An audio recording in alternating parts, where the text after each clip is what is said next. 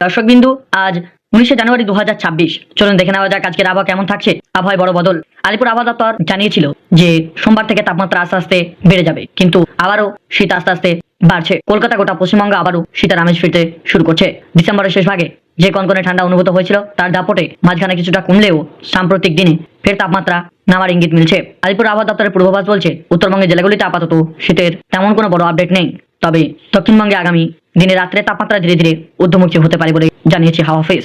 চলুন জানা যাক আজকের আবহাওয়া কেমন থাকছে। West Bengal weather update. Kolkata সহ রাজ্যের আবহাওয়া ফের শীতের ছোঁয়ায় স্পষ্ট হচ্ছে। ডিসেম্বরের শেষের দিকে যে তীব্র ঠান্ডা অনুভূত হয়েছিল তার তেজ কিছুটা কমলেও সাম্প্রতিক দিনে আবারও পারদ নামার প্রবণতা দেখাচ্ছে। আলিপুর আবহাওয়া দপ্তরের পূর্বাভাস অনুযায়ী উত্তরবঙ্গে আপাতত ঠান্ডা তেমন কোনো হেরফের নেই, তবে দক্ষিণবঙ্গে ধীরে ধীরে রাতের তাপমাত্রা বাড়ার সম্ভাবনা রয়েছে। কতটা নেমেছে তাপমাত্রা? রবিবার কলকাতার সর্বনিম্ন তাপমাত্রা রেকর্ড করা হয়েছে 13 ডিগ্রি সেলসিয়াস, যা স্বাভাবিকের তুলনায় প্রায় 1.5 ডিগ্রি কম।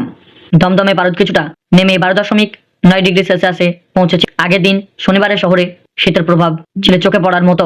সর্বনিম্ন তাপমাত্রা ছিল 13.1 ডিগ্রি সেলসিয়াস। শুধু রাত নয়, দিনেও শীতের আমেজ বজায় ছিল। শনিবার কলকাতায় সর্বোচ্চ তাপমাত্রা 28 ডিগ্রি সেলসিয়াসের গণ্ডি পেরোতে পারেনি, যা স্বাভাবিকের তুলনায় প্রায় 2 ডিগ্রি কম। দক্ষিণবঙ্গের জেলাগুলির মধ্যে কোথাও রবিবারে তাপমাত্রা 9 ডিগ্রি নিচে নামেনি, তবে কিছু জায়গায় পারদ 10 ডিগ্রির কাছাকাছি ঘোরাফেরা করেছে।